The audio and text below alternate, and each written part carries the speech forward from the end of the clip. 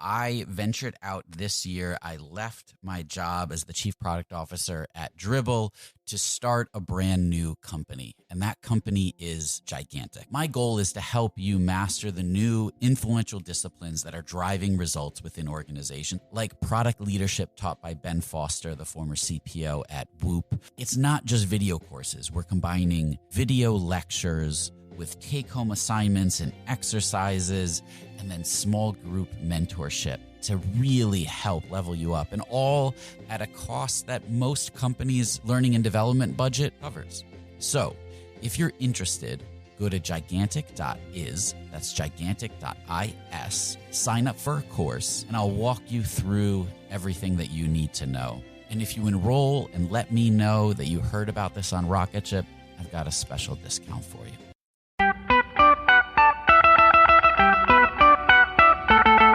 Welcome to the Rocketship podcast. I'm Michael Sacca. I'm Joelle Steiniger. And I'm Matt Goldman. And we're having 20-minute talks with entrepreneurs teaching you how to launch your product into revenue.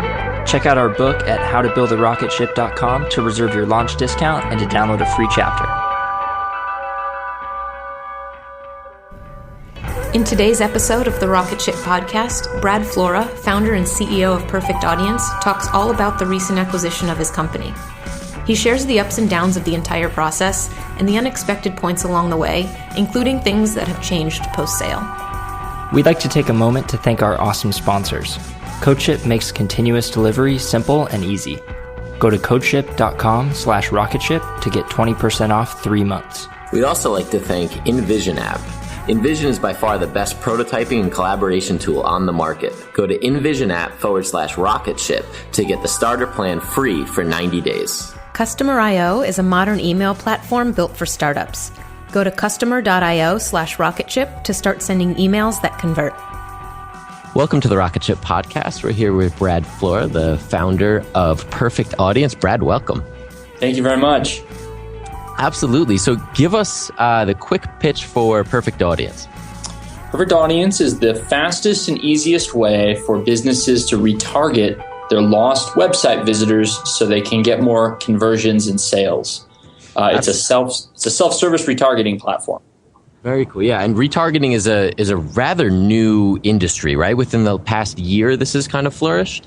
Sure. Well, it's been around for some time. Google had a product DoubleClick had a product way back in 2006 called Boomerang that was basically retargeting. But it really hasn't gone mainstream until the last 2 years or so. And now it's something that everybody's doing, just like email marketing. So where did you find this problem and how did you kind of come up with the idea for it? Sure. So I started our company actually to build software that would help online publishers like newspapers easily create interactive digital ads. So our first product of our company was actually like a creative builder. And I spent a year from like 2010 to 2011 trying to pitch that to newspapers with some success. And then I went into Y Combinator with that product and was able to raise a seed round because we had a bunch of newspapers of scale signed up with us. But while we were there, we were a little discouraged by the fact that none of the other companies in our batch had any interest in using our product. And we kept thinking about that as kind of a negative indicator. If a really hot, ambitious startup can't find value in a business-to-business tool that you're building, And so we started talking to other startups, other companies in our batch, other customers, advertisers that we were running into about, what are you spending money on and what are the things that you're excited about? And retargeting kept coming up over and over and over again.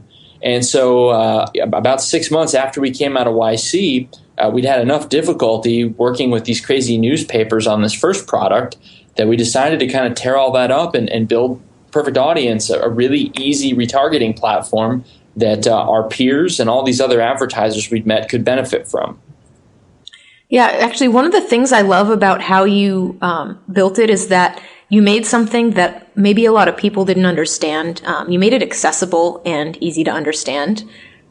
Before using Perfect Audience, I had never done any retargeting before, and we use it for HookFeed.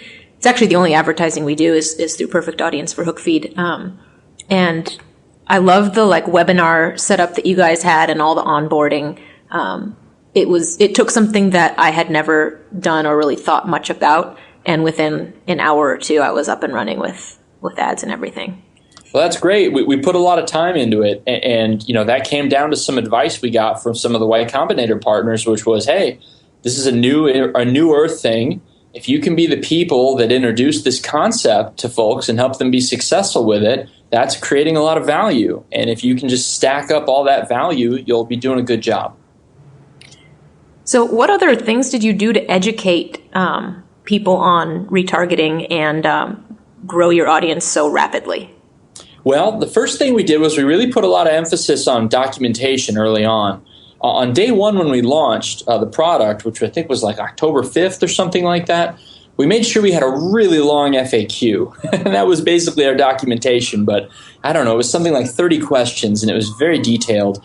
And the other thing that we did was we tried to kind of interlace documentation throughout the app. We wanted the app to be at least somewhat self-documenting, so that the process of using it would feel a little bit like a conversation with someone that was helping you learn stuff. We made use of tools like Intercom to help communicate with our users. We were a very early user of theirs and saw a lot of success there. And then we intentionally hired someone to just make videos and run webinars for folks to help explain all this. So that was just a big emphasis of ours from day one. And part of that is in keeping with, when you have a self-service tool, you've got to have the materials there to help people be successful with it, or else you're not really following through on the value proposition of your business. So is that something that was drilled into you guys during Y Combinator, or did you know from the beginning that you would struggle with educating people because it was a relatively new tactic? Well, I would just say that when you have a startup and the core of Perfect Audience is really just 4 people in an apartment in Mountain View.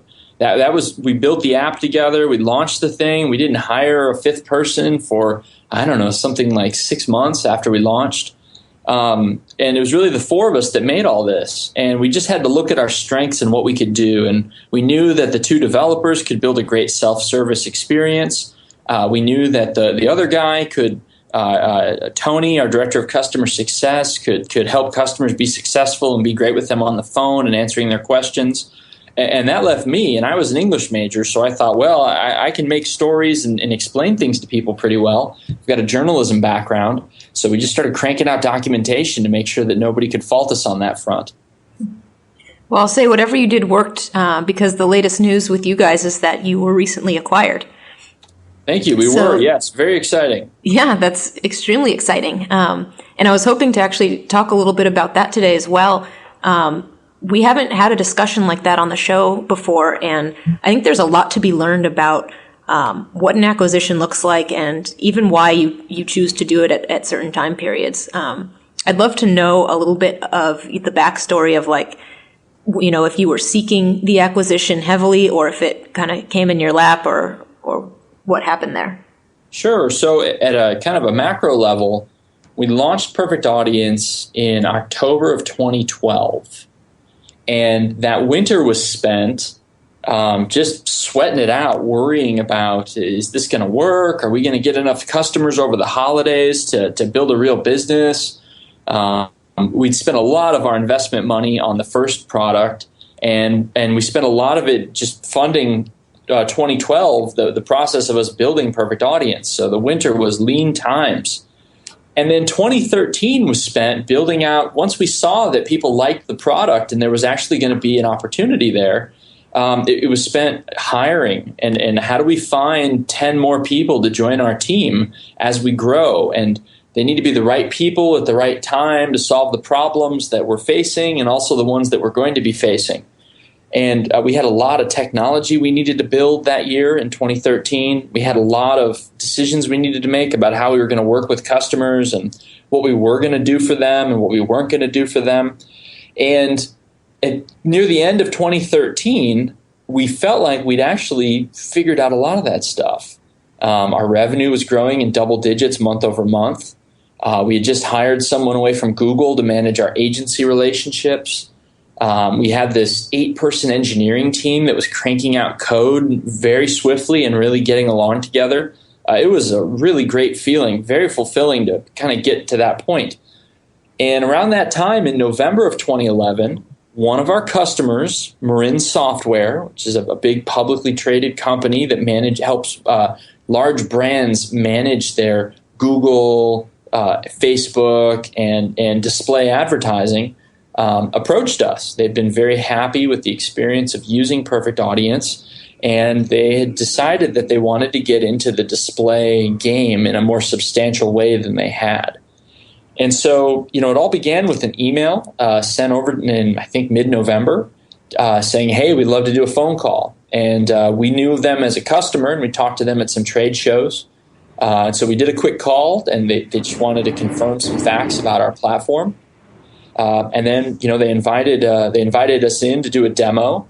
And my co-founder was actually back in Chicago visiting family. So I went by myself, and he phoned in.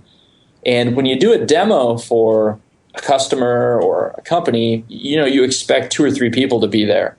And instead, they ushered me into the main meeting room at Marin, and there were, 20 people there, and very high execs in the company. So I thought, well, that's interesting. And we had a 2-hour discussion. There was a demo, and then they had lots of questions.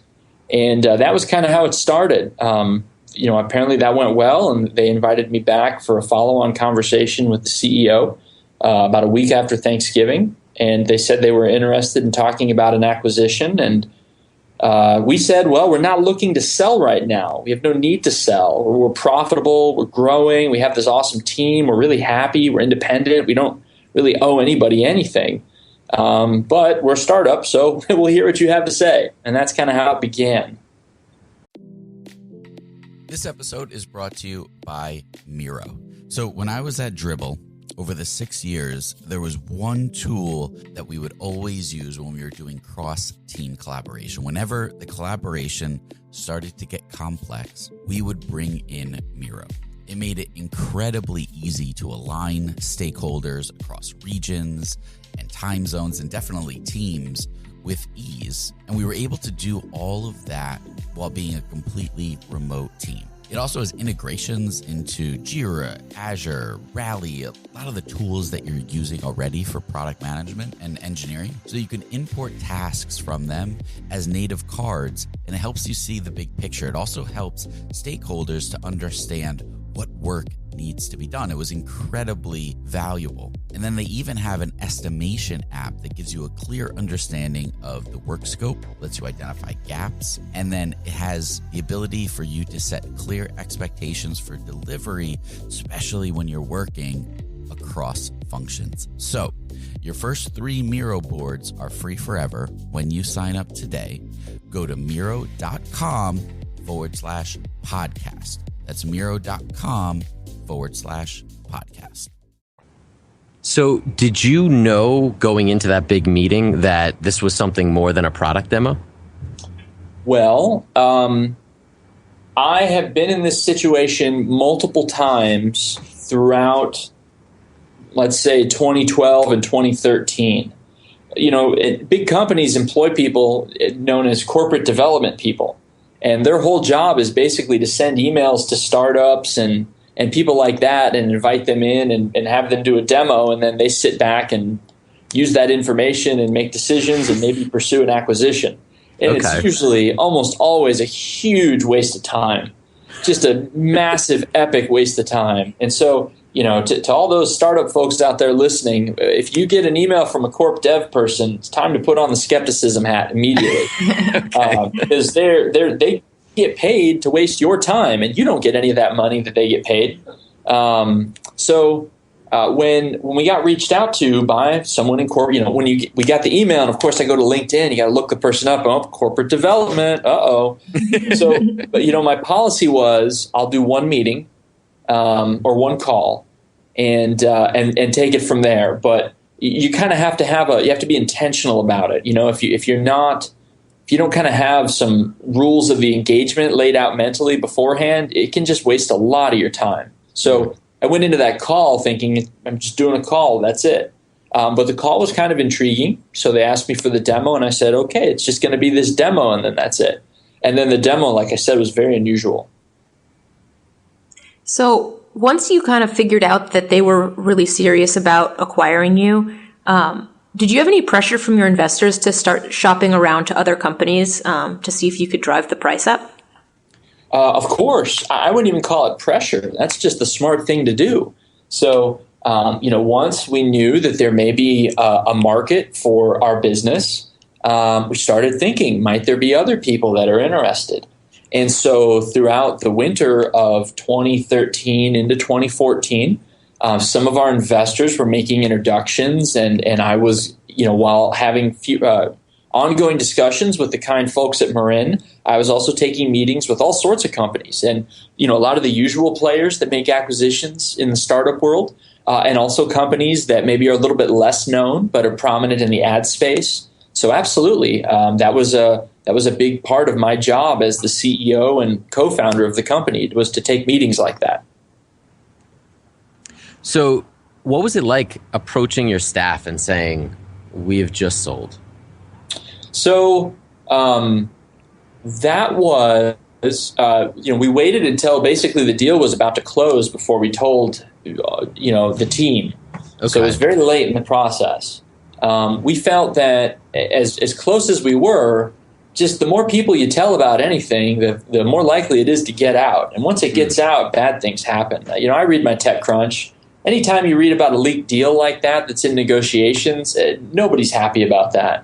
Okay. And so we told people really late. We were basically just about to close on the deal. But also we had to tell them before we closed the deal, because unlike a lot of startups, we didn't give options to our employees. We gave them actual shares. So they were shareholders with all the normal shareholder rights that I had or my co-founder had. So they could have voted to block it? Well, they had much fewer voting rights than me or my co-founder. Okay. But they, by law, they were shareholders. And so this was an open discussion with the team. So we basically brought everyone into a room, and we have a bit of a distributed team with, at the time, we had 3 people in Chicago, 1 person in North Carolina, and 10 people in San Francisco. And when it became apparent that the deal was going to close, or might be able to close at the end of the week, we didn't know that until Monday or Tuesday of that week. And so one of our San Francisco people was on vacation. We asked them to literally cut his vacation short, and we paid to fly him back to San Francisco overnight. And to his credit, he didn't complain. He just did it, and I'm very grateful for that. We had to fly out the Chicago people, all 3 of them, on 24 hours notice, fly out the North Carolina person, because it was very crucial to us that we don't do this over the phone or Skype or anything. We wanted to get everyone in the room together, because we built this business together, and if we were going to sell it, we were going to discuss it together. So we got everybody around our big lunch table in our main office, and we broke the news, busted out some champagne, and it was just silent as a tomb. No one had any clue how to react to this news. Is this good? Is this bad? Did Brad sell us down the river? Are we actually going out of business? And this is one of those kind of fake acquisitions that we hear about on Twitter all the time. What does this mean? Yeah. And so we spent hours kind of talking through things. I told everybody the story of the deal negotiations and the structure of the deal, and we met individually with each member of the team to tell them how much stock they were going to get, how much cash they were going to get, how it was going to be structured, the timeline, the personal timeline for them for how they were going to get money and assets out of the deal. And we'd stayed up all night the night before, my co-founder and I, putting this together. So it was a long day, really stressful day, but a fun day. Over time, as people started understanding the structure of this, then they got pretty excited. So you wrote an article in Slate, too, that kind of, at one point you described the negotiations between you and Miriam. Was there, they wanted some very detailed information. What kind of advice would you give to a founder who wants to prepare for this? Were there any gotchas? So what I would say is, we're talking about due diligence, basically. And and being ready for this kind of situation. The first thing I would say, just to preface what I'm about to say, is that for any of your listeners, if you go to Hacker News, which, if you're not reading Hacker News every day, I don't know what you're doing. But if you go to Hacker News and search for the discussion thread about my Slate article, you'll find huge, super detailed discussion from a lot of really smart people about due diligence. And I chime in there, but there's people way smarter than me, perhaps people who've been on this podcast, weighing in on their thoughts on it. And with due diligence, so that's one thing to check out for people interested in this. But the highlights from my point of view is that when you're thinking about due diligence, you want to have a certain level of organization and structure. You want to keep all your paperwork organized, and that's your employment agreements, your stock agreements with your employees, any contracts you sign with outside partners or vendors. You want to keep all that stuff in one place, and ideally have digital copies of everything. But no matter what, at the end of the day, there's going to be a lot of stuff that you just overlook and you're not really set on. And so I did a pretty good job keeping that stuff organized, and it still took me weeks and weeks and weeks of time, working from 8 a.m. to 8 p.m. to 2 a.m., just shuffling through paperwork. And Marin gave me a checklist of, I don't know, maybe 300 documents that I needed to have. And it took a long time to track all that stuff down, because you got to understand, it's not enough to just have something signed. It also has to be dated. And those dates have to make sense, and they have to line up with, the facts of the matter. And, it's messy. So you want to have everything in one place, make sure you've got everything. But at the same time, you don't want to spend all your time optimizing for an outcome that won't come. Your main goal is to build your business. All the due diligence stuff will take care of itself, so long as you've got everything in a box somewhere where you can find it. So that's my main advice, is just keep everything in one place and be thoughtful about that. But I wouldn't stress out about it too much beyond that. So was there anything in particular that surprised you, or something that you learned that was unexpected going through the entire experience? I would say this. I would say the most surprising thing was the sheer raw stress of the situation, because you think about acquisition, and especially even acquisitions like this that, let's be candid, were very financially favorable to everyone on our team. Everyone's got a job, our product's still, there's nothing for us to complain about. The process, though, from November through to the end of May, when this was announced, was incredibly stressful, from a combination of me having to keep growing the business while leading basically a double life, because I had to spend a lot of time negotiating the deal, doing due diligence on the deal. I gained a ton of weight. I wasn't sleeping hardly at all. I basically was sleeping in the office every night for the last 6 months or so of the company. And it was something where, I wasn't really prepared for how painful that process would be. And had I known, dear listener, if you're hearing this and this is in your future, you can't really prepare for how difficult and stressful it's going to be. But if you're doing it now and you're finding it difficult and stressful, you're not alone, and that's not unusual. I think that's just the nature of the process. Anytime big organizations come together like this, we're bringing someone small. There's just so much legal that has to go into it, and it all has to be done correctly, especially if it's a public company, because all these books have to be reviewed and approved. Yeah. So just the sheer volume of the work that went into it, there's no way I could have anticipated it, and how hard it was going to be. Wow. Yeah, that's amazing insight. Yeah, woe is me. I sold my company for millions of dollars. It was a lot of work. Woe is me. Oh, so poor me. Right. I understand. No, but it's a reality, because you start out and this stuff is fun, and you don't think about what it looks like when there's millions of dollars on the table, and how serious of a situation that can be. And it was so hard growing and maintaining our business during that time. It was so hard. During due diligence, there was a period of time when the folks at Marin all went on vacation or something like that. I don't remember. and it was just there was like a détente in the process, and I had a week when I could really just focus on perfect audience stuff, and that was just it was so refreshing and restoring. So that was very helpful. Post acquisition, what has changed? Great question. So, Perfect Audience, there's 14 of us at the time of the acquisition, and it was very important to us while we talked with Marin that they were looking to bring the whole team on to Marin in some capacity, and they were totally on board with that. And so that was one of the many reasons why we went with them. We did have options, but there were many reasons why Marin was the right choice for us.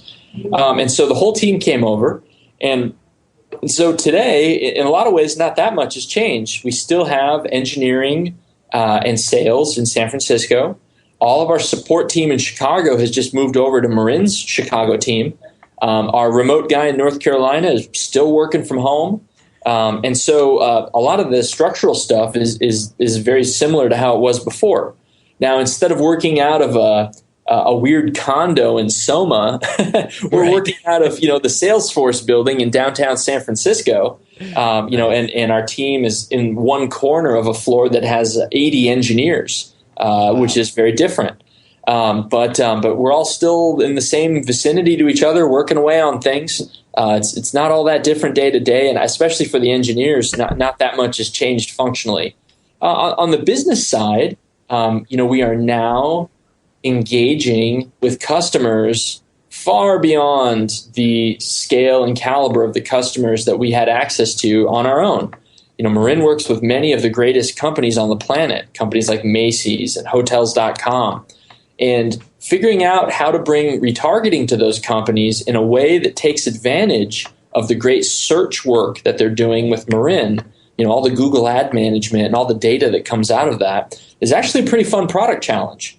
We kind of look at Marin's search business as this huge data trove, and we're looking for all kinds of thoughtful and creative ways to build retargeting and display products that will take advantage of that, because no one else has that. So that's something that we're spending a lot of time on, but we're still, bringing on clients, growing the business. We're just also working with some bigger folks now, and we've got more resources behind us. A lot of people view acquisition as a finish line, getting the company acquired or selling it. But this doesn't sound like a finish at all for you guys. It sounds like you're continuing on as normal and you're excited about it. Sounds just like a level up, really. Yeah. Well, I think a lot of that might be because it's B2B. Yeah. Right. So that's something to think about. If you're B2C and you get acquired and your company hadn't really made that much progress, it kind of is a finish line, because you're probably going to go work on other stuff, and maybe the team will stay together, but the product itself might not survive. B2C really requires this massive scale, and if you get there, great. If you don't, well, get in line. On the B2B side, we built a product that Marin wants to keep in circulation, and they want to grow it and build the brand. And there's actually a bit of a precedent for that. I mean, look at an acquisition like Mailgun, which was another Y Combinator company that went to Rackspace.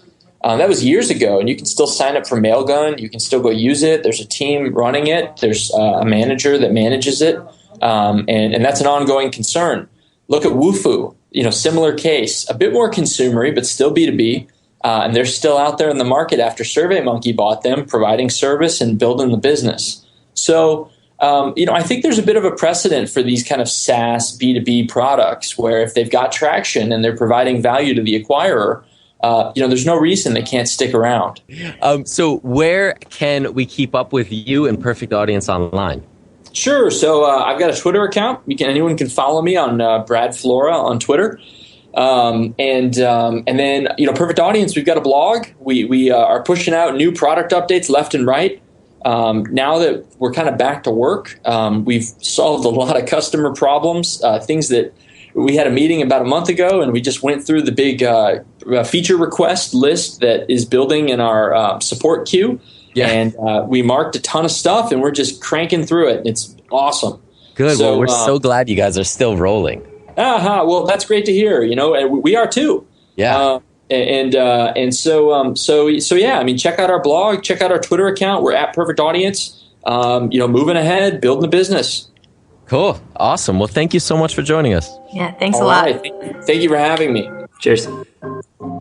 Thanks for listening to another episode of the Rocketship podcast. If you haven't yet, pop open iTunes and subscribe to be notified of future episodes. We have some really great ones lined up. And while you're there, leave us a review. We really appreciate each and every one of them. Stand back and watch. Devil's time out. Can't be time with no swatch. Watch who I am, the Black Abraham. Zungo Zang, Yellow Man, Vietnam. Adding extra bars, I spar with literature.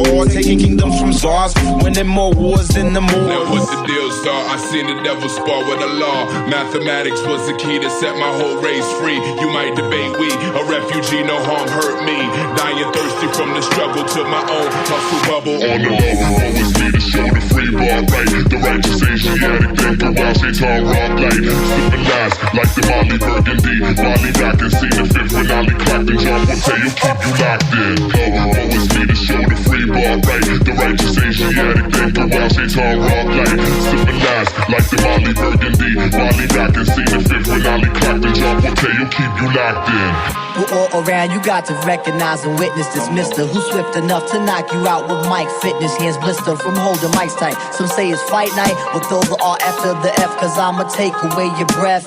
The bell rings, and now it's just a daily operation. Yo, you soft like lubrication. You can't see this occupation. Flora. And you know we hail from Q, Burrell, L. Books, and Class the Trainers, Proswell, Close, we and used to Thorough. write the bullets with the pigskin casings. Now we perfect slang like the gang of street masons. Scribe checks, make connects, true pyramid architects. Replace the last name with the X. The man's got a God complex, but take the text, change the picture. Watch Muhammad play the messenger like holy Muslim scripture. Take orders from only God, only war when it's jihad. See Ali appears in Zaire to reconnect 400 years. Now what's the deal, star? I seen the devil spar with the law. Mathematics was the key to set my whole race free. You might debate we, a refugee, no harm hurt me. Dying thirsty from the struggle to my own hustle bubble. On the low, always need to show the free bar right. The righteous Asiatic thinker while they talk rock light. Sipping lies like the Molly Burgundy. Molly back and see the fifth when Ollie clapped and John will tell you keep you locked in.